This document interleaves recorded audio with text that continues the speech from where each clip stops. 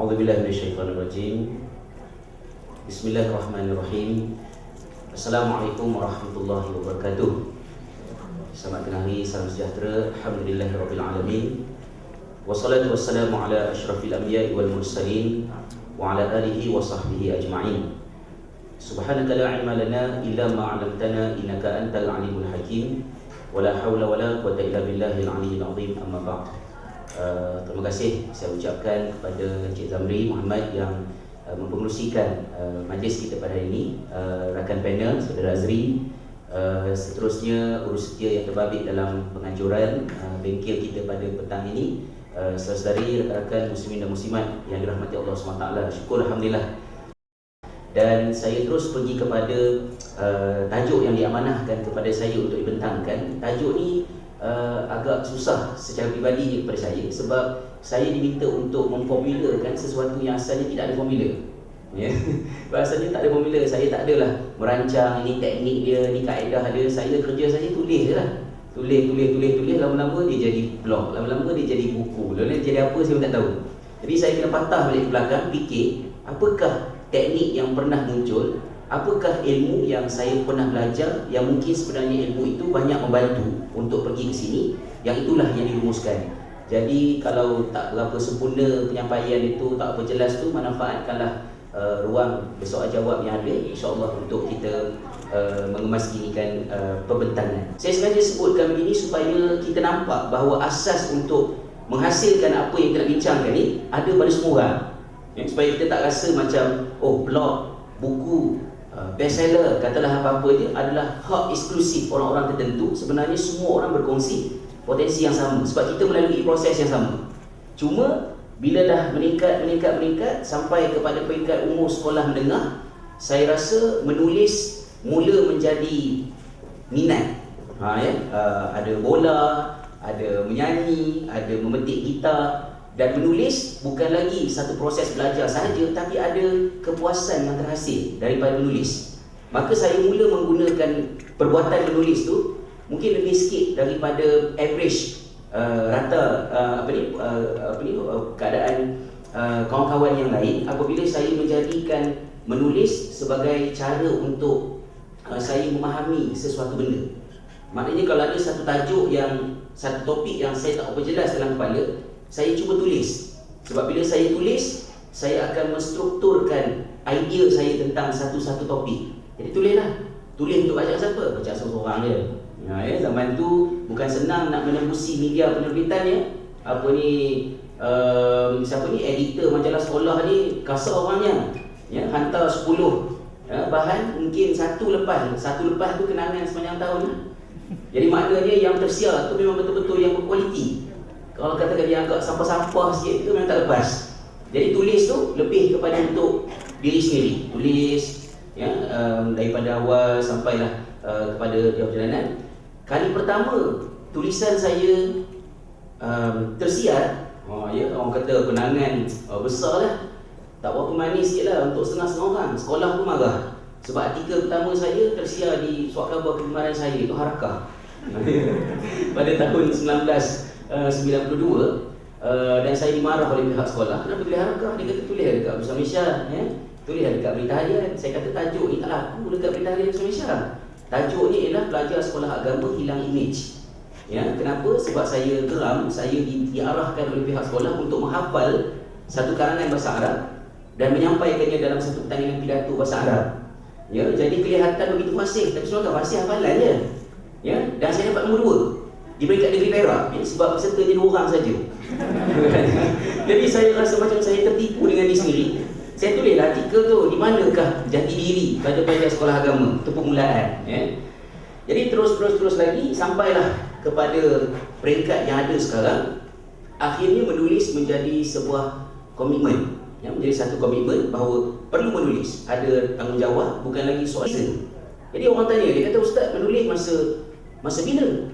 Bila masa lapang ni? Saya bukan mencari masa lapang untuk menulis. Setakat ni lah, tak tahulah 2-3-4 tahun akan datang. Setakat ni, bila penat kena menulis. Untuk berehat, boleh tulis tu baru rehat, baru boleh tidur. Selagi tak tulis tak boleh tidur. Kerana kepala diganggu dengan topik-topik yang rasanya kena tulis. Jadi maknanya dorongannya saya lihat kepada apa yang disebutkan oleh Allah SWT dalam surah Al-Qalam ayat yang pertama. Kata Allah SWT, a'udzubillahi minasyaitonir rajim, nun wal qalami wama yasturun. Nun, demi pena dan apa yang mereka tuliskan padanya. Maksud ayat ini ialah bila kita bincang topik daripada blog kepada buku, mungkin tumpuan kita pergi kepada aspek teknikal. Blognya macam mana, bukunya macam mana. Tetapi kalau berdasarkan kepada ayat ini, dia mengubah satu paradigma kita bahawa tulisan, alat tulis, tempat di mana tulisan ditulis disumpah oleh Allah Ta'ala dalam 3 bahagian ayat ini, tetapi penulisnya tidak disebut. Isu penulis terasing daripada alat tulis, tempat tulis dan tulisan. Kerana kekuatan sebenar sebuah tulisan bukan berada pada medium tulisan itu ditulis, tetapi banyak bergantung kepada aspek si penulis. Dan kalau Al-Quran, sudah itulah penulisnya bukan Muhammad bin Abdullah SAW. Penulisnya adalah, penghasilnya, pencetusnya adalah Allah SWT sendiri. Maknanya portion dia bukan macam tu, tapi portion dia ialah penulis yang besar. Jadi kalau ada apakah rahsia untuk blog ke, saya rasa teknik nak menguasai blog, teknik nak tukar blog kepada buku, perkara yang kedua. Yang penting develop dulu diri untuk menjadi seorang penulis. Macam you je. Saya pun tak tahu saya penulis ke tidak kan. Yang cakap pun biasalah orang motivasi kan, apa. Itulah kerja dia. Jadi apakah karakter yang perlu ada pada seorang penulis? Secara ringkasnya saya cuba untuk merenung. Ada 4 aspek, iaitu fizikal, intelektual, emosional dan spiritual. Fizikal, tubuh badan yang sesuai dengan tugasan menulis, kesihatan sangat penting. Memanglah kalau dah hidung sesama, demam, badan letih, lesu, tidak bertenaga atas faktor yang pelbagai, menjejaskanlah kata-kata pepatah Arab yang belajar sejak sekolah agama itu, agar yang sejahtera berada dalam tubuh badan yang sejahtera. Maka fizikal is a big business untuk diri kita lah, maknanya kan. Dan kalau kita tidak berbisnes dengan diri kita pada fizikal, maka fizikal kita akan menjadi bisnes besar untuk orang lain. Macam-macam produk keluar nanti kan. Kemudian yang keduanya ialah intellectual. Sebagai modal penting, blog, buku, penulis, modal besarnya ialah intellectual. Dan intellectual ini saya merujuk kepada tentang soal tabiat-tabiat yang perlu untuk membentuk seorang penulis, iaitulah asas yang paling utama. Ayat yang pertama turun dalam Quran, iaitulah membaca, Iqra. So sebelum jadi penulis, kena jadi pembaca dulu. Dan kalau dah banyak baca, tidak berjaya menjadi penulis, tak apa, dia akan jadi makhluk-makhluk lain yang juga bermanfaat. So don't worry, it should start bukan dengan menulis, tapi dengan membaca. Kena bukan sahaja banyak membaca, tetapi juga kena mempelbagaikan pembacaan. Dan mempelbagaikan pembacaan ini akan dapat dilihat daripada tulisan. Apakah elemen yang ada dalam tulisan-tulisan kita, itu akan menyebabkan kita ni banyak membaca ke, tidak membaca ke, banyak membaca dan mempelbagaikan pembacaan. So dia ada 3 perkara yang berbeza. Kemudian yang ketiganya, emosi. Aspek emosi seorang penulis. Aspek emosi seorang penulis, saya ringkaskan bahawa seorang penulis itu mungkin perlu bagi dirinya, dan ini tulisan yang mungkin tulisan yang bersifat untuk memberi impak kepada orang. Tadi Cik Zamri telah memulakan pembentangan dengan mengatakan bahawa sesuatu yang ada di blog kemudian dia berada di buku. Saya boleh tambah satu lagi. Sebenarnya buku-buku saya setakat inilah, dia berada di blog, dia berada di buku, dan dia juga berada di majalah. So dah recycle 3 kali. Tetapi ketika berada di majalah pun ada orang baca, ketika berada di blog pun ada orang baca, ketika dia dibukukan pun masih ada pembaca. Maknanya adalah sesuatu kat situ. Ada sesuatu di situ. Jadi maksud saya tentang emosi ni, kalau kita nak menulis tulisan yang memberikan impak, kalau tulisan yang merekodkan hasil kajian, katalah jurnal, thesis, saya rasa tak perlu banyak sangat unsur emosi lah. Tulislah dalam keadaan muka macam Fir'aun pun tak apa, sebab it's very technical. Tapi kalau tulisannya nak mempengaruhi orang, yang orang gigit jari kan, terharunya saya baca tulisan Ustaz, saya tersentuh. Maksudnya kalau kita nak benda-benda macam tu, Itulah contohnya kan ya, saya gurau je tentang ni, saya tak betul ni. Penatan 3 hari khusus. Orang itu perlu menjiwai daripada 99 nama Allah, ada 2 nama yang dekat dengan emosi seorang penulis, iaitu Latif dan Khabir. Latif maknanya seorang yang Latif ni, kalau kita kata Allah itu Tuhan yang Latif, Latif ni maknanya berhalus. Berhalus, count the details. Dia mengambil kira benda-benda yang kecil. Macam mana Allah Ta'ala menciptakan manusia sangat halus. Jadi kalau manusia nak meniru sifat ini ke dalam dirinya, meneladani sifat ini, seorang penulis mesti mempunyai sifat latif, ataupun kalau dalam bahasa orang kampung saya, courtesy.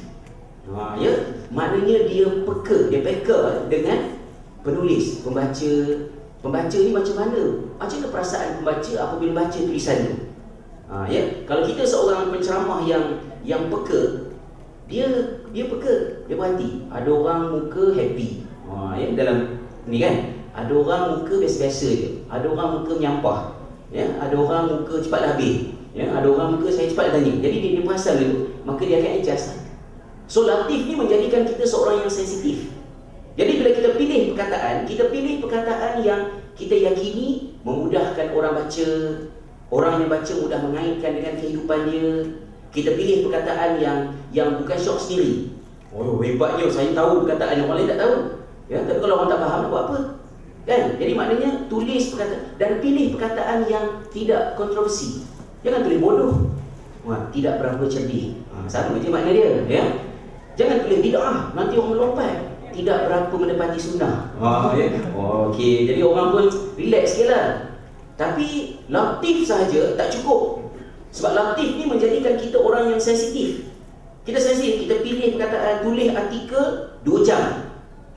Kerana kita conscious, kita sedar pada memilih perkataan-perkataan dalam tulisan. Tapi bila kita terlalu sensitif, kita boleh jadi terlalu terbeban dengan respon orang. Ya, kita tulis punyalah elok lambat. Tiba-tiba orang baca. Tulis berapa jam? Tulis 2 jam, orang baca 10 minit je. Macam masakan Melayu kan, nak prepare 3 jam. Habis makan 10 minit je. Ya, sehingga tak nampak seni masak tu kan. Jadi orang baca 10 minit, benda lah ustaz ni, boyo lah pun kat komen bawah kan. Dah terasa contohnya. So tak boleh latif saja, kena khabir. Khabir maknanya mahir mengendalikan subjek itu. Maknanya bila kita terlampau sensitif sampai kita rasa terbeban, maka kita kena pandai mengendalikannya. Itu sikit lah, saya tak nak banyak panjang lah ya. Rasa macam tak berbaloi pula kan. Yang terakhirnya ialah spiritual. Apakah niat kita menulis? Apakah dorongan kita? Apakah letaknya ya, bacaan tulisan kita itu di pandangan mata pencipta kehidupan kita yang Allah SWT. Maka 4 perkara ni seorang penulis kena muhasabah daripada semasa ke semasa. Saya ambil satu aspek, iaitu tentang motif penulis. Ya, apa tujuan kita menulis? Kata Nabi SAW dalam satu hadis, innamal a'malu binniyat. Amal dihitung dengan niat. Niat bukan hanya membabitkan soal dosa dan pahala, itu satu bab. Tetapi niat juga mempengaruhi sikap kita kepada benda yang kita buat. Kalau seorang membina bangunan dalam keadaan yang muka masam, tanyalah dia, ya, kenapa masam? Jawapannya, dia buat kerja kerana terpaksa. Ada orang buat kerja yang sama, ya, plaster simen, matahari sama panas, peluh sama masam, tapi muka dia ceria sikit. Tanya dia, abang tengah buat apa? Oh, saya tengah sign check saya. Kata dia, ya. Maknanya dia kata tak nak stres-stres. Yang dia buat kerja ni, ini akan jadi gaji dia. So motif dia yang untuk terima gaji. So kalau menulis kerana terpaksa, insya-Allah blog tak siap, buku tak keluar. Kalau menulis kerana terpaksa lah, ya, tulis tak keluar. So kena tulis kerana ada motif. Motif yang pertama ialah untuk menerima royalty. Ya, kaya ya. Menerima duit. Okeylah, boleh jadi fokus. Tapi tak cukup. Ada satu peringkat kita dah tak fikir dah apa yang kita terima, kita kena cari faktor yang lain. So faktor yang ketiganya ialah saya fikir manfaat daripada tulisan ini bukan hanya pada apa yang saya terima, tapi lebih kepada apa yang saya beri. Jadi kita fikirkan kesan tulisan kita kepada orang berbanding dengan manfaat tulisan itu untuk diri kita. Maknanya yang lebih penting ialah manfaat yang orang dapat daripada tulisan kita, bukannya manfaat yang kita dapat daripada tulisan. Walaupun ia tidak bermaksud penerbit tidak perlu membayar royalti kepada penulis. Apa yang penting masyarakat dapat manfaat ya. Royalti tak apa, tahun depan kita bayar. Tak boleh jugalah. Tugasan masing-masing kan. Tapi maknanya terpaksa, tersiksa. Ya. Nak terima duit boleh tolong sikit. Tetapi yang lebih penting untuk seorang penulis, kepuasan yang dia dapat kerana manfaat yang dia berikan. Macam ni lah. Kalau saya tanya dalam dewan ni, siapa yang paling ceria? Kamu kan? Siapa yang paling ceria? Saya lah yang ceria. Dia paling. Saya lah yang paling ceria. Sebab saya paling kurang risiko tertidur. Betul tak? Pernah tengok macam ramah tidur? Tak pernah kan? Sebab apa? Sebab saya sedang memberi. Tuan-tuan sedang menerima. Menjadi pembaca dengan menjadi penulis, sebenarnya kalau kita mencapai yang kita inginkan, menjadi penulis jauh lebih seronok daripada menjadi pembaca. Ya, sebab kita sedang memberi. So yang motif tu boleh pertimbangkan. Baik, baru masuk bab blog. Ya. Kerana saya suka tulis nota belajar daripada sekolah menengah sampai universiti, saya tak boleh pinjam nota orang. Saya tak faham nota orang, susah nak faham. Kena buat nota sendiri. Ya tulis lah. Tulis. Pada tahun 1997, masa tu subjek pun dah tinggal tak banyak dah, tinggal sikit. Jadi, dan kita pun dah senior, ya, dah tahun-tahun hujung belajar. Jadi adik-adik ni selalu minta buat kertas kerja. Ya, dia kata, "Ustaz, buatlah kertas kerja sekarang, tajuk ni gini." Kita pun okey, kita buat. Kertas kerja bagus kerana dia melatih kita menulis. So saya buatlah kertas kerja, seminar-seminar, ya, contohnya tentang topik Syiah, tentang topik dakwah, tentang topik masa belajar di Jordan. Dan kertas-kertas kerja tu saya simpan dalam bentuk soft copy, dalam disket besar tu lah, ya. Disket besar tu kan, lebih kurang, ya, yang besar tu simpan. Dan saya masih lagi menghantar artikel, postkan ke Malaysia untuk disiarkan oleh Harakah. Ya, kerana Harakah masa tu yang layan artikel. Maka tahun 1996, 1997 saya dapat ruang untuk menulis satu siri artikel, tajuk dia Permasalahan Sejarah Islam, Punca dan Penyelesaian. 6 siri, atas tu tazkirah Tuan Guru Ni Abdul Aziz, bawah tu dapat sikit ruang untuk tulis. Tulislah, tulis. 1997 mula artikel tak berapa mendapat tempat. Ya, dan bila masuk je 98, artikel ilmiah dah tak laku di Harakah kerana angin politik yang begitu kuat. Maka semua konten fokus kepada politik. Jadi artikel-artikel ilmu-ilmu ni dia tak berlaku. Tapi saya ni nak kena tulis. Kalau tak tulis, kena tidur. Jadi tak laku di surat khabar. Siarkan sendiri, buat majalah sendiri. Ya. Jadi itulah permulaannya blog.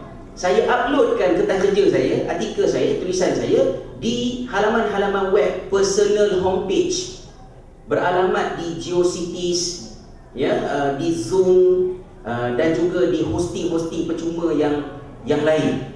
Ya, pada masa itu jumlah pengunjung berapa? 2 orang sebulan. Kenal pun ke 2 orang tu? Tak ada muka lain lah, ya. Bulan lepas muka tu juga. Bulan ni pun orang ni juga lah macam. Jadi masuk pelan-pelan, sebulan satu artikel, sikit naik. Pada tahun lebih kurang dalam 99 ke 2000, saya punya website telah dihack, ya, oleh hackers yang marah. Kata dia lah, dia tulis kat skrin saya, dia marah sebab saya mengkritik pengasas kepada Republik Iran, ya, Khomeini. Jadi dia hack kosong terus, nasib baik ada backup. Tahun 2001, apabila artikel semakin banyak, saya diminta oleh kawan-kawan untuk memuat naik MP3 nasyid-nasyid zaman-zaman dinosaur dulu, masa zaman kami dulu, nasyid-nasyid yang main dalam bilik kompang ni. Kawan-kawan rindu, teringin nak dengar. Jadi kalau upload tempat biasa, kena ban, ya, sebab bandwidth besar. Jadi saya pun upload dia ke satu website yang berbayar pada harga lebih kurang mungkin dalam RM200 setahun. Dan saya beli domain pertama saya, iaitu hasrizal.com. Jadi nama blog yang pertama saya yang berbayar ni hasrizal.com. Dia baru nak popular sikit. Popular tu maksud saya ada 50 orang sebulan. Popular tak tu? Sebab asalnya 2 orang kan, ya? 50 orang sebulan. Kawan-kawan yang bukan Melayu mula bertanya. Ya, dia mula bertanya. Dia kata, Hasrizal ni apa? What is it by Hasrizal? Macam mana nak terang nak tanya ayah, tak ada dah apa pun nama Hasrizal kan. Jadi bila saya susah sangat nama Hasrizal.com ni, anak sulung saya lahir tahun 2002, maka namanya Muhammad Saiful Islam. Jadi saya kata dengan kuasa saya sebagai seorang bapa, ya, saya memakai nama anak saya saifulislam.com.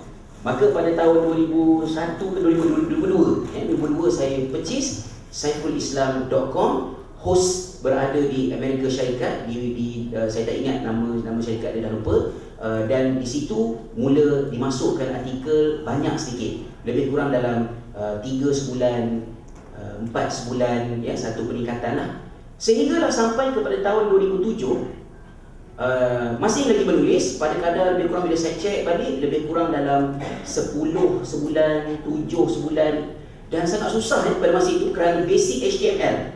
Bila saya upload satu artikel, saya kena ubah suai dia punya paparan dia secara manual pada semua aspek. Menu artikel kena tambah sendiri link dia, kemudian gambar kena sendiri. Dan saya Alhamdulillah tidak ada minat kepada yang blinking-blinking tu, yang bling-bling tu. Orang Malaysia kan suka macam tu kan, ada salji turun, ya, ada tikus merayap di skrin. Untuk orang Malaysia punya skrin, saya kekal plain, basic dan tidak berwarna hitam. Kerana kefahamannya pada masa itu, kata kawan-kawan yang belajar IT zaman tu, dia kata latar belakang hitam untuk sebuah halaman web ialah latar belakang untuk website porno. Ya, oh ya ke? Sebab buat tukar ya. Ya, buat warna putih. Saya kekal putih sampai sekarang biasanya. Jadi bila sampai tahun 2007, saya diperkenalkan oleh seorang sahabat dengan platform WordPress. Dia kata tukarlah ke WordPress. Saya kata apa faedahnya? Dia kata tukar ke WordPress ni, satu, bila kita kemaskinikan artikel, kita tak payah adjust secara manual. Dia akan secara automatik menyusun kembali, membentuk arkib, dan dia boleh diubah suai, boleh bubuh plugin, dan orang boleh komen. Sekarang ni zaman orang nak bagi komen. Jangan syok sendiri tulis artikel, orang faham ke tak faham ke. Ni orang nak bagi komen, orang yang tak puas hati nak komen, orang yang puas hati nak komen. Maka buka ruang komen. Saya sangat skeptik pada masa itu, kerana saya takut dengan perkataan blog. Siapa yang menulis di blog dipanggil blogger. Ya, blogger ni apa? Saya tak tahu. Ya, kau blog ke apa ke ya. Jadi agak skeptik lah. Saya tak nak lah. Cuba. Akhirnya saya belajar sikit dengan dia. Simple-simple lah. Dia kata macam mana nak install WordPress semua. Lalu saya pun pindahkan lebih kurang dalam mungkin lebih kurang dalam 100 artikel agaknya, dipindahkan daripada HTML kepada platform WordPress, ya, PHP pada masa sebulan. Rupa-rupanya bila masuk sahaja ke WordPress, dia jadi macam gila sikit. Ya, sebab terlampau senang untuk menyiarkan artikel. Tulis, publish, keluar. Wow. Ya, dulu at least 1 jam setengah ni nak memaparkannya, sampai orang tanya dah siap ke artikel? Saya kata dah siap, cuma belum siap. Tunggu jam. Sejam setengah kan baru siap. Ya. Masih terus keluar. Dan pada masa itulah saya mula rasa seronok menulis, tetapi saya rasa rendah diri sedikit kerana saya cemburu melihat kawan-kawan saya telah ada menulis buku. Ya, aku ni dah lah masters tak ada, PhD tak ada, buku tak ada, tulis blog, syok sendiri, tulis orang kan ya. Jadi teringin nak tulis buku tapi tak tahu macam mana cara. Seorang kawan saya mengajak saya hadir ke satu kursus penulisan buku yang dianjurkan, yang diisi oleh Sifu PTS, iaitu Puan Aini Muhammad, kursus percuma di Taman Permata. Di Taman Permata. Maka saya pun datang pun sekerat hari saja. Ya, kerana datang sekerat hari itu kerana petang tak ada komitmen. Jadi Puan Ainun telah mengajar beberapa teknik yang saya akan tunjuk sikit kat depan. Teknik itu dipakai bercantum dengan WordPress, dia menjadi laju. Maka pada masa itu, bermula daripada tahun 2007, artikel saya telah mencecah lebih kurang dalam 50 artikel sebulan. Maknanya sekurang-kurangnya 1 artikel sehari lah, ataupun 2 artikel sehari. Lagi banyak gaduh dengan orang, lagi banyak artikel. Ya, lagi banyak masalah, lagi banyak artikel. Lagi penat, lagi banyak artikel. Ya, pada masa tersebut. Tahun 2007, artikel-artikel yang disiarkan, saya tidak ada tema. Saya belum lagi dicop sebagai penulis apa-apa lah. cinta ke, politik ke apa ke, dia ni semuanya ada. Maknanya tulis. Tahun 2007 saya telah dilamar oleh majalah Anis untuk menjadi kolumnis di dalam artikel-artikel yang bersangkutan dengan kekeluargaan. Dan saya mula menghantar, saya tidak menghantar artikel, saya memang tulis kat blog. Saya beritahu kepada majalah Anis, walaupun saya terima tawaran ini, tetapi tetap keutamaan saya ialah blog. Saya tidak akan tinggalkan blog kerana mahu mengejar deadline artikel. Maka kalau majalah sanggup menyiarkan kembali artikel yang saya dah tulis di blog, saya setuju beri komitmen. Tapi kalau majalah kata tak boleh, yang nak siar di majalah kami tak boleh yang dah ada di blog, saya tak mampu. Sebab keutamaan saya tetap pada blog. Jadi majalah Anis pada masa itu berfikir, saya rasalah macam berfikir dua kali, okey ke artikel dah ada kat blog, orang dah baca, tiba-tiba nak disiarkan di majalah. Cuba dulu. Maka majalah Anis pun menyiarkannya satu demi satu, dan mendapat respon yang baik setakat itu, alhamdulillah, yang menunjukkan kepada kita bahawa kemungkinan, yang saya cuba faham maknanya apa? Maknanya artikel tu kalau siar 3-4 tempat pun, dalam majalah, dalam blog, dalam buku, tapi kalau artikelnya itu konten dia baik, maka insya-Allah dia akan datang. Ada orang yang akan membaca. Saya mungkin tertarik dengan strategi Nabi Ibrahim AS memanggil orang mengerjakan haji. Ya, Allah kata seru manusia agak panggil haji. Nabi kata nak seru apa, duduk tengah-tengah padang pasir. Nabi Ibrahim kan, Allah kata seru dan aku akan sampaikannya. Jadi saya tulis dengan keyakinan insya-Allah orang akan datang ke majalah ke artikel ke. Yang penting fokus kepada quality content. Dan setakat pada masa itu saya tidak lagi lah, zaman-zaman tu saya tak ada pula menyampuk di, bukan menyampuk macam buruk sangat bunyi dia, berbual di shop orang. Assalamualaikum, apa khabar tuan rumah, jemputlah datang ke blog saya, baca artikel terkini. Saya tak ada lah buat macam tu. Satu, tak berani, takut orang marah, ya. Kemudian keduanya saya rasa tak perlu kot, tulis je dekat artikel. Tak apa tuan, datanglah baca blog. Tak ada, tulis, fokus pada isi. Dan kemudian masa kuliah maghrib beritahu yang kita ceramah malam ni ada artikel dekat blog, tajuk sekian-sekian, jemputlah datang. Dia perlahan-lahan. Jadi kita tak perlu pergi dekat tempat orang, minta orang tolong beritahu. Bukan salah, tapi maknanya itu anggap sebagai secondary, ya. Jadi bila disiarkan, respon baik, akhirnya majalah Anis menawarkan kepada saya, bukan majalah Anis, Galeri Ilmu Sedia Berhad menawarkan kepada saya, bagaimana kalau artikel-artikel ini dibukukan? Oh wow, ya, dibukukan. Ini satu perkara yang di luar bayangan saya pada tahun 2008. Sebab saya terdengar ada satu pepatah Cina yang saya tidak tahu bunyi dalam bahasa Cina bagaimana, ya, saya baca terjemahan saja. Kata patah itu, seorang lelaki jangan mati sehingga dia ada anak lelaki dan ada sebuah buku. Katanya lah dia. Saya tak tahu lah betul tidak, ya. Memang dia punya riwayat perawi semua tak ada kan. Jadi saya kira iyalah. Jadi anak lelaki ada dah, buku tak ada. Majalah Anis kata, Galeri Ilmu kata, macam mana kalau kita bukukan? Apa tajuk bukunya? Tak tahu. Tak tahu lagi. Saya tulis, nampaknya macam tema keluarga. Tiba-tiba majalah Galeri Ilmu beritahu kepada saya, dia kata, bagaimana kalau kita tajukkan buku ni dengan Aku Terima Nikahnya? Saya kata, apa-apalah, okey je lah kan. Saya setuju. Apakah sambutan yang dijangkakan? Saya ada buat kertas kerja, mungkin tahun itu, tahun pertama Galeri Ilmu masuk ke industri buku, ya. Sebab dia lama dengan majalah. Tahun pertama 2008, Galeri Ilmu masuk ke industri buku. Maka mereka tidak pada masa itu mempunyai SOP yang standard. Macam manakah sepatutnya seorang penulis berurusan dengan penerbit. So dia banyak bahasa bahasa sosial, rather than bahasa business. Jadi, okey Ustaz, tak apa, saya kata, tak sempat lah, tak apa, kami kumpulkan dulu. Kami tuliskan, kami printkan, kami jadikan macam buku Ustaz Edi. Saya kata, kalau tolong macam tu, okey lah. Bawa semua, buku Aku Terima Nikahnya, setuju. Maka disiarkan, Pesta Buku, April 2008. Pada masa tersebut, alhamdulillah, mendapat sambutan yang agak baik, ya kan? walaupun tajuk buku tu ialah kekuatan dan kelemahan dia juga lah. Kerana tajuk itu orang membelinya, dan kerana tajuk juga ada orang takut nak beli. Ya, tajuk Aku Terima Nikahnya tu kan. So dia terus lagi berjalan sehinggalah sampai ke sekarang. Ada tujuh buku. InsyaAllah, alhamdulillah malam ni ada satu lagi yang baru sampai untuk buku yang ke-8. Apakah karakter tulisan yang boleh dimanfaatkan? Sekadar cadangan daripada saya. Yang pertama sekali, menggunakan bahasa yang kemas. Saya tak berani kata bahasa Melayu tinggi. Saya tak tahu bahasa Melayu saya tinggi ke rendah. Bahasa Melayu yang kemas tu lah. Eja dengan penuh. Ya, sebab tulis di blog tidak seperti di SMS. Ya, kalau lebih 160 tambah 10 sen. Tak ada. Tulis enggak. Yang tulis yang. Ya, mereka tulis mereka.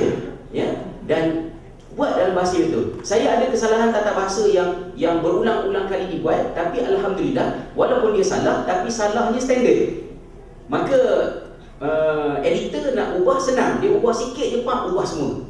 Ya, iaitu tentang buka ayat, tutup ayat, komanya saya tersasul-sasul pada masa tersebut. Tapi semua jika saya buat macam tu, jadi senang nak dibetulkan lah. Bahasa yang kemas. Itu satu mungkin boleh kata nasihat lah. Ya, nasihat kepada adik-adik yang tulis blog. Konten bagus. Saya suka baca, terutamanya komen blog-blog yang dihasilkan oleh mahasiswa yang masih belajar. Sebab mereka dekat dengan perpustakaan, mereka dekat dengan kelas. Maka tulisan-tulisan mereka ada banyak isi yang bagus untuk orang-orang yang di pinggiran seperti saya ni. Tetapi saya rasa rugi kerana ramai yang tidak menjaga aspek bahasa. Ya, eja tak lengkap, lepas tu bahasa campur-campur, bahasa Melayu, bahasa orang putih, tunggang langgang semua. Jadi isi bagus tapi dia tidak evergreen lah. Ya, tidak evergreen. Kerana sampai satu peringkat, usahkan orang lain, kita sendiri pun mungkin akan malu baca tulisan kita sendiri dengan bahasa yang terlalu terikat dengan trend semasa kita pada masa itu. Jadi tulis bahasa yang kemas. Yang kedua, berkategori. Apabila menulis artikel di blog, Puan Ainun mengajar dalam Zoom, itulah yang mengajar ni Puan Ainun, tapi dengan BTS tak ada lagi lah. Ya, belum lagi ada buku, nak kena mandi bunga banyak, saya tak tahu macam mana kan ya. Puan Ainun yang ajar, dia kata Al-Quran turun bukannya surah Al-Fatihah, kemudian Al-Baqarah, kemudian Ali Imran. Dia turun berkata-kata, turun ayat ni, turun ayat tu, turun ayat ni, kemudian ayat itu disusun kemudian dalam surah ni, dalam surah ni. Ada sesuatu kot yang boleh kita belajar. Saya kata ya juga. Maknanya apa? Jangan tulis secara kronologi ikut bab. Saya dah pernah tulis bab 1. Ya, gini. Tiba-tiba tersedak. Ya, makan durian banyak sangat, demam sikit. Artikel bab 2 tak keluar. Bila bab 2 tak keluar, bab 3 sampai kiamat tak datang. Jadi walaupun bendanya sangat simple, tapi sebenarnya dia memberikan impact yang sangat besar. Idea tu pada saya. Kata Puan Ainun, apa sahaja yang terlintas, tulis. Dia tulis lah. Tiba-tiba teringat Jordan, tulis Jordan. Tiba-tiba hal keluarga, tulis keluarga. Tiba-tiba rasa lapar pula nak makan pindang, muak masak cara Perak, tulis artikel, resepi. Ya? Tulis. Apa saya boleh tulis? Tu yang boleh sampai 2, 3 artikel sehari. Tapi ada kategori. Bila tulis, ini diari kembara Jordan. Ini keluarga. Ini akademik. Ini sekian. Kalau banyak kategori, saya rasa tak apa bagus lah. Mungkin kena kecilkan. So, kategori saya sangat banyak. Ini kategori apa? Ini ada 4 dan 3 kan? Batalkan kategori itu, serahkan dalam kategori-kategori yang lebih prominent. Ya? Jadi, tulis. Dan yang ketiganya, empathy dalam beristilah. Maknanya, nak gunakan perkataan, guna perkataan yang mengasihi pembaca. Puan Ainun nasihatkan peserta-peserta khusus pada masa itu, dia kata tolong pandaikan orang-orang bodoh agama macam saya. Saya kata dia lah ya. Marah pula kan. Dia yang sebut macam tu. Dia kata tolong pandaikan orang-orang yang bodoh agama macam saya. Iaitu jangan maksudnya gunakan istilah-istilah yang boleh memandaikan orang, bukan istilah tunjuk pandai. Dia guna perkataan yang orang pening kepala tak pernah dengar sekali boleh lah ya. Tapi dalam standard bahasa, empathy dalam beristilah.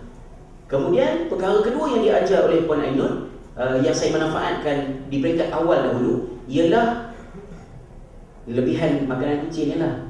Ya, tulang, ya, maknanya fishbone punya gambar rajah. Rasa-rasanya dalam kepala ni macam-macam ada, tapi tak keluar. Maka Puan Ainul kata, buat macam ni, buat gambar raja, cap, tuliskan dahulu nama-nama orang yang kita ingat dalam kursus tu kan. Jadi saya tulislah nama-nama watak, ya, Mehmet, Fatih, kemudian Mustafa, kemudian sekian, tulis nama dulu, nama. Kemudian daripada nama tu, apa peristiwa yang kamu ingat berkenaan dengan nama-nama ni? Tulis pula, dia punya rangka-rangka tu lah. Tulis. Daripada sekeping tulang ikan tu, disitulah terhasilnya, boleh saya katakan, 3 buah buku, iaitu Rindu Bau Pohon Tin untuk Jordan dan Secangkir Teh Pengubat Letih untuk Kembara di Turki. Dan insyaAllah malam ini sampai yang saya pun tak tengok lagi, iaitu Di Hamparan Sherlock, Ku Seru Namamu, tentang perjalanan di UK, di Ireland dan di Eropah, hasil daripada tulang ikan ni yang nak tarik balik memori kita keluar. Jadi tulis. Jadi bila dah tulis, masukkanlah ke dalam kategori. Artikel keluarga, bubuh dalam keluarga. Artikel Jordan, bubuh dalam Jordan. Artikel Turki, bubuh dalam Turki. Artikel Eropah, bubuh dalam Eropah. Dan dalam masa yang sama juga, di blog kita ada 2 pilihan. Nak bagi orang komen ke tak bagi orang komen? Kalau bagi orang komen, kena sabar, ya, sebab komen-komen setengah-setengahnya macam nak santau kita. Ya, macam-macam tulis, takut baca. Secara jujurnya memang ada masa-masanya saya sampai tak boleh tidur malam kerana terlalu terkesan dengan komen yang ditulis oleh setengah-setengah pengunjung. Tetapi kalau kita tak buka ruangan komen, kita tidak tahu bagaimana penerimaan orang kepada tulisan kita. Adakah orang faham? Adakah mereka setuju? Dan macam-macam. Dan ada orang tak get the point. So saya kena fahamkan kenapa orang tak get the point. Saya tulis artikel beberapa hari yang lepas, kambing kalau kita asah pisau nak sembelih dia, kambing tengok pisau ke tengok rumput? Saya tanya. Kambing tengok rumput, kambing tak tengok pisau. Orang tengah asah pisau nak sembelih dia, dia duk fikir perut. Itulah kambing. Sebab tu Quran kata ada setengah orang digelar sebagai binatang ternak. Huraian kepada ayat Al-Quran. Tiba-tiba ada orang komen, bukankah makruh mengasah pisau di hadapan kambing? Bila pula saya cerita bab itu contoh je melintas kan. Walaupun marah, tapi kenapa ya ada orang bisa kena fikirkan benda tu mempengaruhi. So artikel saya ada lebih kurang dalam 2000 artikel di blog servisan.com. Tahun ni genap 15 tahun. Ada 2000 artikel dan komen ada lebih kurang dalam 50,000 komen. Jadi sebenarnya kalau saya fikir balik, siapa mempengaruhi siapa? Adakah saya mempengaruhi pembaca ataupun sebenarnya pembaca mempengaruhi saya? Saya rasa fair and square, ikut. Saya juga banyak terpengaruh dengan penulis, pembaca melalui ruangan komen, dan pembaca juga mungkin sedikit mengambil manfaat daripada tulisan saya. So ia adalah sinergi yang baik antara tulisan, penulis dan pembaca sebelum tulis buku. Kerana kalau tulis buku, hasil daripada komen, kita akan lebih realistik dalam menulis. Kerana kita dah biasa dengan respon daripada pembaca. Baik, bila tulis, kalau berbeza pendapat, it's okay. Ya, yang bagi sokongan moral pun tak apa. Saya tulis artikel, kenapakah remaja sekarang ini berbudaya spoon feeding? Ya, tulis email pada saya, Ustaz, saya nak tanya Ustaz, ada tak satu artikel yang bertajuk pandangan Islam terhadap keadaan ekonomi umat Islam daripada perspektif makro? Katalah macam tu. Ini mesti assignment ni. Dia nak suruh saya tulis assignment dia kan. Jadi saya geram tu, tulis artikel, kenapakah anak muda sekarang spoon feeding? Ya, nak suruh orang tulis. Tiba-tiba ada orang komen, sabarlah Ustaz, jalan dakwah tidak dibentang dengan kapet merah, ya, penuh dengan ranjau dan duri. Kami bersama dengan Ustaz, kami mendoakan. Apa pula masalah ni? Saya bukan berhadapan dengan orang balik batu di Taif macam Nabi SAW. Saya tanya, tapi komen-komen tu dibenarkan. Yang di Padang, 2 jenis komen. Yang pertama ialah komen jual produk yang tak berkenaan.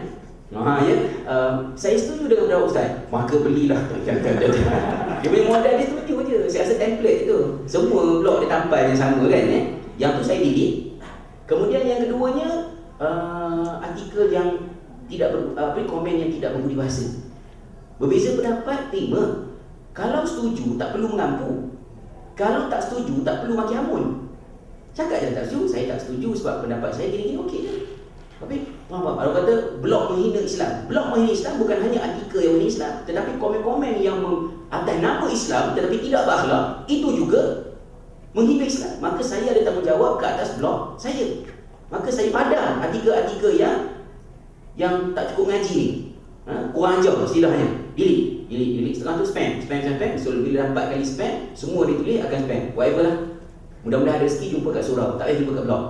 Kalau kat surau tak apa, terbuka. Tapi di blog, saya ada tanggungjawab. Kalau saya mati, saya tidak mahu saya mati dalam keadaan blog saya penuh dengan maki hamun, cacat cela. Pendapat itu kerana kita boleh berbeza dalam masalah fiqh politik, tapi tak ada beza sikit akhlak. Okey. Ketiga, bila dah tulis di blog, nak memindahkannya kepada buku, saya pernah berkenalan dengan satu halaman web, Fast Pencil, yang sangat praktikal pada menyedut isi kandungan blog.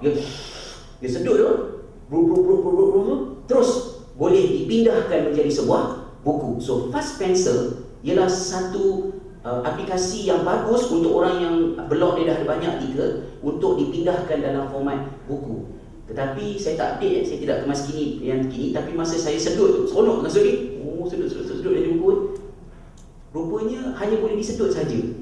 Ya, kalau nak kita nak save dia sebagai PDF ke, sebagai Word ke, kena bayar. Mana ada free yang dunia ni kan? Alamak, so tak jadilah. Jadi saya biar dulu Fast Pencil. Fast Pencil ni bagus, kita boleh letak artikel, sedut daripada blog masuk dalam tu, dan boleh buka pada beberapa orang untuk edit. So saya boleh edit sikit, editor dekat ni pun boleh edit, buat bersama. Tetapi buat masa ini saya menggunakan aplikasi manuscripts di dalam dalam Apple, dalam MacBook. Manuscript ni harga dia mahal sikit lah, lebih kurang dalam $39. Tetapi dia sangat praktikal pada menghasilkan buku. Saya ada artikel 2000 tu. Masa dekat-dekat pesta buku dulu, penulis kata, takkan satu buku je Ustaz, macam mana dengan satu buku? Saya kata, bagi saya try. Masa tu saya tak ada lagi manuskrip, saya baru beli bulan Januari hari tu. Jadi bila saya beli, saya tarik artikel, dalam tempoh 2 malam, saya dapat sebuah buku yang setebal lebih kurang 350 muka surat. Daripada 2000 artikel tu lah, dapat sedut. Sistem yang memudahkan. Saya tak nak cerita lah, tapi sistem yang memudahkan. Dan saya submit buku tersebut kepada penerbit. Cuma sebab agak terlewat, penerbit tak boleh nak proses, maka yang tu simpan dululah. So ada satu artikel. So manuskrip untuk pengguna komputer Apple agak bagus untuk membantu memindahkan. Tapi kalau untuk Windows, saya tak ingat, tak tahu, tak sempat nak explore. Mungkin ada, pastinya ada lah. Okey. Yang berikutnya, dan sikit masa yang baki, 45 minit dah insyaAllah. Faktor penerbit juga penting. Ya, walaupun saya mula berkenalan dengan PTS, tapi rezekinya dengan Galeri Ilmu kerana bermula dengan majalah Anis. Kemudian yang keduanya, Galeri Ilmu ni dia casual dalam mendatangi penulis. Maknanya saya tidak perlu buat apa-apa ketah kerja, saya tidak perlu justify kepada penerbit apakah prospek buku ni di pasaran. Yang itu mereka fikirkan dulu. Dan oleh kerana buku Aku Terima Nikah yang pertama tu, Aku Terima Nikah, buku pertama bertajuk Aku Terima Nikah. Oh ya, bahagia ayat ni. Buku Aku Terima Nikahnya yang pertama, itu berat tu ya. Buku pertama bertajuk Aku Terima Nikahnya mendapat sambutan yang agak baik, alhamdulillah. Maka penerbit pun sanggup bersusah payah sikit lah. Saya kata tak sempat, tak apa, kami buatkan. Jadi hubungan yang baik dengan penerbit banyak membantu. Penerbit tolong compile, penerbit tolong kemaskan, bagi nampak rupa macam buku. Saya datang ke pejabat, bagi satu naskah. Dia kata ini yang kami dah susunkan di bawah kategori di Hari Kembara Turki.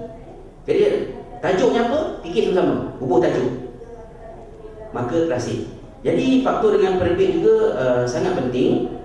Dan kalau orang kata blog kepada buku, saya rasa setakat itu je lah kot yang boleh saya fikirkan. Mungkin tidak begitu banyak membantu tentang perempuan, tetapi memberikan satu poin yang utama, iaitu jangan risau tentang teknik. Teknik itu tidak bertahan lama, dia akan berubah dengan perubahan teknologi. Tahun ni cakap sini, tahun depan mungkin lain kot. Dia punya sistem macam Encik Azri sebutkan tadi, berubah-ubah. Tetapi pertahankan substance kepada sebuah buku dan tulisan, iaitu kualiti diri seorang penulis dan isi kandungan tulisan, membaca, menulis, niat menulis dan kemahiran menggunakan bahasa, dan itulah lebih kurangnya. Maka setakat ini mungkin inilah buku yang dihasilkan daripada blog setakat yang berada di pasaran, lebih kurang dalam 7 buah buku. Daripada 2008 hingga 2011, Aku Terima Nikahnya, Bercinta Sampai ke Syurga, Merapi Cinta, Aku Terima Nikahnya edisi kompilasi 3 dalam 1, Rindu Bawah Pohon, Secangkir Teh Pembuat Letih, dan Transformasi Ramadan. Dan saya rasa kalau saya berhenti menulis sekarang ni, sekurang-kurangnya mungkin boleh ada dalam 3 atau 4 buku lagi lah yang boleh keluar daripada blog kalau saya tak tambah artikel. Dalam tempoh 15 tahun, panjang 2 tahun ya. Kalau baby dah balik dah. Ya dah mula gatal dah ya, mula dah nak girlfriend dan sebagainya kan ya. Jadi 15 tahun tu panjang. Saya fikir lama juga benda ni. Dan saya rasa itu investment lah ya, pelaburan kita untuk saham akhirat. Dunia tu adalah sikit-sikit manfaat, tapi saham akhirat ya. InsyaAllah pada bulan Jun sempena 15 tahun halaman blog saifulislam.com, saya cuba untuk mempopularkan penulisan blog semula di zaman Facebook dan Twitter ya, sebab Facebook dan Twitter agak sukar untuk ianya dikembangkan menjadi buku, walaupun mungkin ada teknik-teknik dia ya, tetapi kalau blog memang bahan mentah yang sedia. Maka melalui kempen itu insyaAllah yang akan dilancarkan pada bulan Jun, insya Allah Ta'ala, saya juga akan mengambil kesempatan untuk menyiarkan e-book pertama. Adalah satu ya, e-book ya, pertama, tapi tak banyak tulisan, banyak gambar ya, Saiful Islam Illustrated, tajuknya Tak Kenal Maka Tak Cinta, yang menceritakan tentang jurang antara generasi. Konsepnya lebih kurang macam buku Andrew Matthews Be Happy tu, maknanya lebih kurang macam tu lah. So kita buat macam gambar tu lah ya. Bapak tanya macam mana keputusan Pak Isa, anak ya yang badan sedap-sedap ni duduk depan TV main game kan. Dia kata dah tulis dah kat Facebook tadi, check lah. Dia kurang macam tu lah ya. Adalah dia punya kisah-kisah dia tu, yang hanya akan disiarkan dalam format e-book saat ini. Kerana matlamat saya bekerjasama dengan rakan daripada Kreatif Kali menerbitkan buku ini bukan sekadar untuk menghasilkan buku, tetapi nak belajar memerhatikan tabiat di dalam dunia e-book macam yang Cik Aziz bentangkan tadi. Dia buku ini insyaAllah akan dipertahankan untuk ianya hanya ada dalam format e-book terlebih dahulu. Dalam setahun 2 kan, nanti kemudian tengoklah macam mana ya. Sedikit rezeki yang ada, walaupun tak adalah menang, tapi dapatlah pencalonan anugerah buku popular dan berita harian untuk 2010 Bercinta Sampai ke Syurga, kemudian Merapi Cinta dan Secangkir Teh Pembuat Letih 2011. Dan penutupnya, sebelum soal jawab ataupun apa-apa soalan komen ke, berhati-hatilah dengan Facebook ya.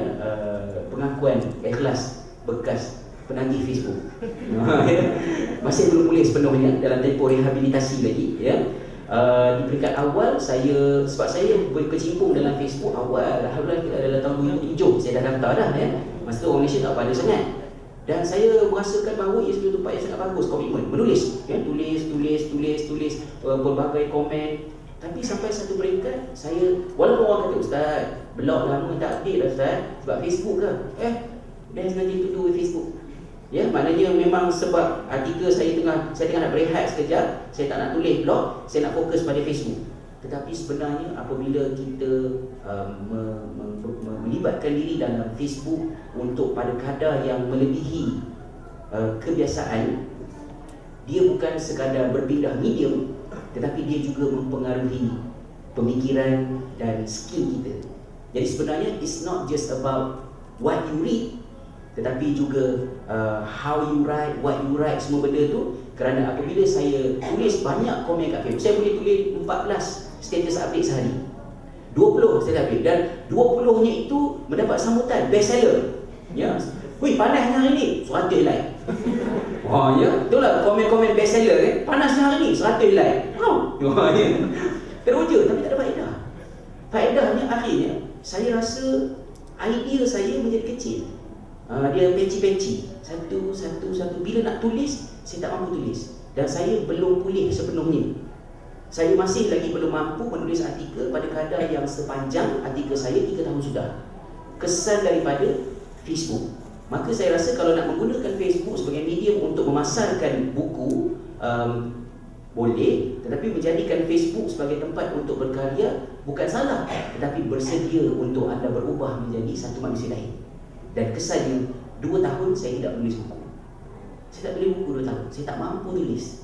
Dan saya gelisah. Dan apabila dah teruk sangat, bulan Januari saya tekad, kata bismillahirrahmanirrahim Allah, sebagaimana saya dah berhenti makan nasi lama, ya, saya juga mesti berani untuk berhenti Facebook. Berhenti Facebook 2 minggu pertama mengalami kemurungan, ya, seperti ada ahli keluarga yang meninggal dunia, ya. Terasa sangat, nampak ada lembu naik dalam kondominium kan, terasa nak nulis. Apa lembu buat dalam kondominium ni? Jangan tulis. Tahan. Barulah blog saya dapat hidup balik. Jadi mungkin nasihat perkongsian untuk yang menulis, berhati-hati dengan Facebook kerana dia menjadikan kita impulsif. So saya kira setakat itu sajalah perkongsian dalam masa yang ada ini. Kalau sekiranya ada persoalan daripada tuan-tuan dan puan, saya sangat mengalukan. Wallahualam.